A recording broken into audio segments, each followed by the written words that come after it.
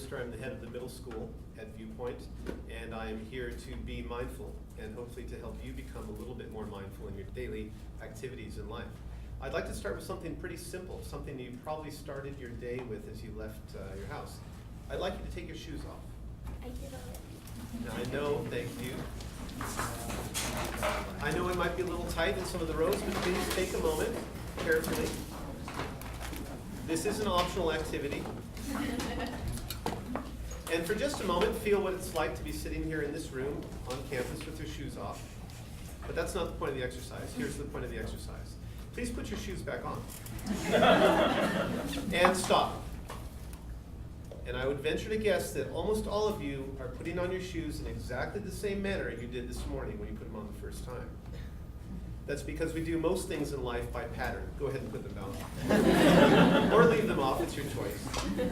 And the point I'm trying to make is that life generally sorts into two types of things. Routine and things that we do mindfully and with a purpose. Now you can have a routine that accomplishes the purpose, but very often it becomes something that's an afterthought. And the nuance of life is what we get to when we talk about mindfulness. So that's what I'm here for today. First and foremost, mindfulness is not mysticism.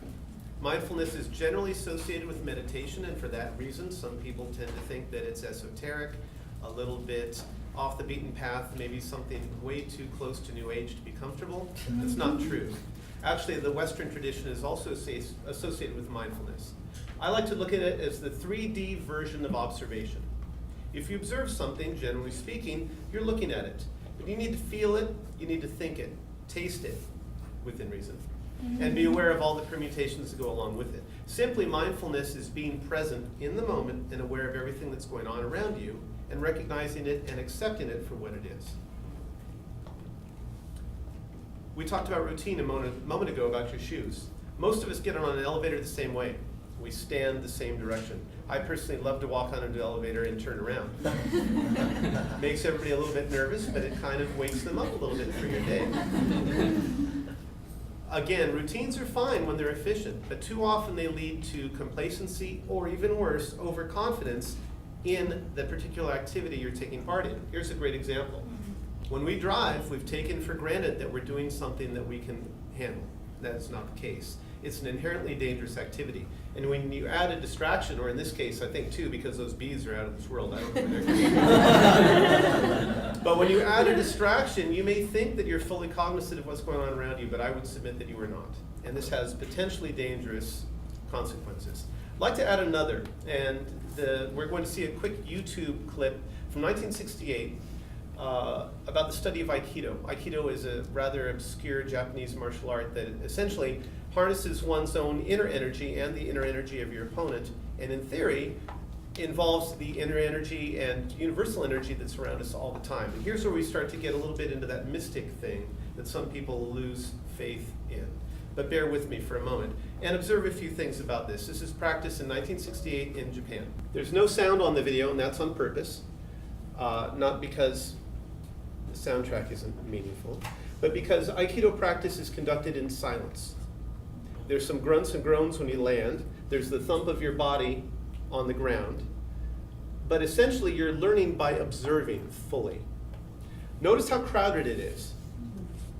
This is pretty vigorous activity. Notice the speed and the apparent lack of effort. This is real. It's not staged or choreographed. It's not dance. There are no set techniques in Aikido. You learn a few particular movements that you can apply to up to 2,000 different scenarios. It takes a long time. I've been doing it for 43 years. I'm just starting to figure it out. Now we're going to see this little old man in a moment looking mindfully at the practice and observing it.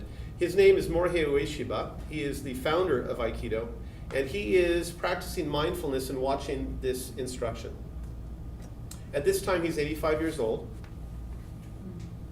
He was a soldier, actually, in Manchukuo, part of the Japanese army. And he learned about Aikido by observing Tai Chi in China. And he developed this concept of ki, or inner energy.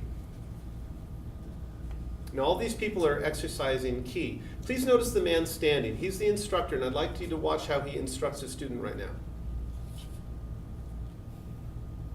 I feel like doing that sometimes in my 6th grade class. But please notice that he's not speaking. Interestingly, he's not instructing the person applying the technique. He's instructing the person who is receiving the technique so that they know what it should feel like, so that when they then practice the technique, they can apply it from the other side. Now, in the West, we would teach the person who's going to apply the technique. Interesting distinction. Aikido is also a dangerous activity in theory, but it's not dangerous because they're all mindful. In that crowded space, they're not banging into one another because they're fully invested in the moment of that practice. And your partner is completely reliant upon you to keep him or her safe. I'd like to take it to something a little bit different. These are what I like to call the classics of mindfulness. Again, generally associated with meditation. Eating mindfully, we'll close with that. Observing the gaps. Essentially, when you breathe, there's a moment in your breathing where you stop. And it's an exercise to observe that moment and be aware of it. 10 breaths. An interesting exercise is to try and see if you can do nothing for 10 full breaths other than count them in and count them out. Very few people can get all the way to 10 without being distracted by something. So it's a great exercise to try that. Walking meditation is like regular meditation, sitting peacefully, except there are obstacles. So you have to be utterly mindful about what you're doing, focusing on each step and your awareness around you. Sensory awareness, of course, is what it sounds like, dealing with the different senses, touch, smell, taste, etc. And my favorite on this one is the ESPN crawler. That's my own name for it. I don't have it copywritten or anything. But if you watch ESPN, and I know some of you probably do, you'll see a crawler of information going along the bottom of the screen. It can be distracting, but what it's doing is it's meeting our need for immediate information. Meditation works that way. The information enters your mind, you recognize it, acknowledge it, and then you let it go through. If you hold on to it, you're not being mindful because you're fixating on that one thing. So let's try a little bit of mindful meditation. Beautiful pastoral scene. You may or may not have your shoes on. Please sit comfortably. Feel as though your muscles are relaxing. In justice and in fairness to this process, it should take 20 minutes or more. We don't have that. We'll do the best we can within the constraints offered to us. Feel your body on the chair. Feel the distribution of your weight. Feel the air on your skin. Begin to feel your breathing rhythmically in and out. Don't try and control it, but feel it. Be present for the breathing. See the full screen. If it's more comfortable to look ahead, by all means do that, but see everything within your field of vision. Don't focus. See. Hear the sounds that come. Associate them with the ESPN crawler. Let them enter and let them leave so that you are ultimately feeling a calm and alert and peaceful mind. Remain with your breathing. Focus on being now, being present in this moment, and allowing yourself the luxury of nothing other than being present right now. That is the essence of mindfulness.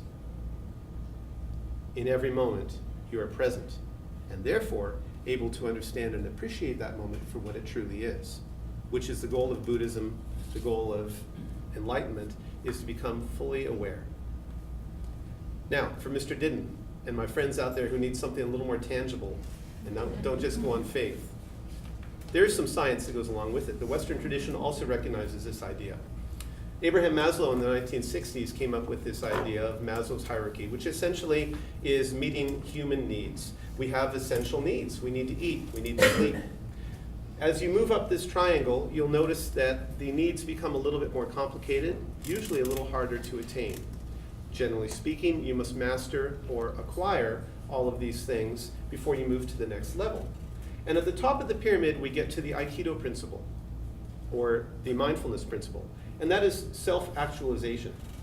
Only when you are mindful and present can you be accepting of the ideas of problem solving, lack of prejudice, an acceptance of facts, and really, more specifically, an acceptance of things as they are, without judgment. When you can accept them as they are, you're happier about them in general and happier with yourself. An interesting thing this weekend, I was reading Southwest Magazine on a flight. You don't usually find inspiration there. But there's a MIT professor, Sherry Turkle, who talks about the power of modern technology and the impact it has on our lives. And I can associate this with mindfulness. She says that the devices we have in our pockets are so psychologically powerful that they don't just define what we do, they fundamentally define who we are. And as we become more conversant with this and more dependent on that technology, and we communicate with one another, we lose the skill of listening. We're not present. We're remotely communicating. It's efficient. But beware the rut. And be aware of the mindfulness and being together. I'd like to close with one of my favorite parables. There is a Vietnamese monk, I'm going to butcher his name, but I'll try. His name is Dic Nic Han. One time only on that. He's currently living in France. He was exiled from Vietnam. Very, very wise man who's pretty much the leading exponent of Zen Buddhism to the Western world. And he talks about the parable of eating an orange. You don't really think about eating an orange, you just do it. When you eat an orange mindfully, instead of eating an orange in a forgetful state, you are able to recognize all the aspects of the orange. If you eat an orange mindfully without fear and anxiety, you can recognize the wonder of what is presented to you. Peel the orange. Smell the fragrance of the orange. As you do, imagine the sun and the rain nourishing the blossom that became the orange. See the tree that produced this wonder for you. Mindfully, take a section of the orange, place it in your mouth, taste the sweetness of the juice. As you taste the sweetness, remember that what makes this experience what it is what you have brought to it. And allow yourself the moment to eat the orange. If you do not have time to eat an orange in this way, ask yourself, what am I spending my time on? If you don't have time to eat an orange in this way, you're not mindful. Thank you very much for joining me today. Be mindful.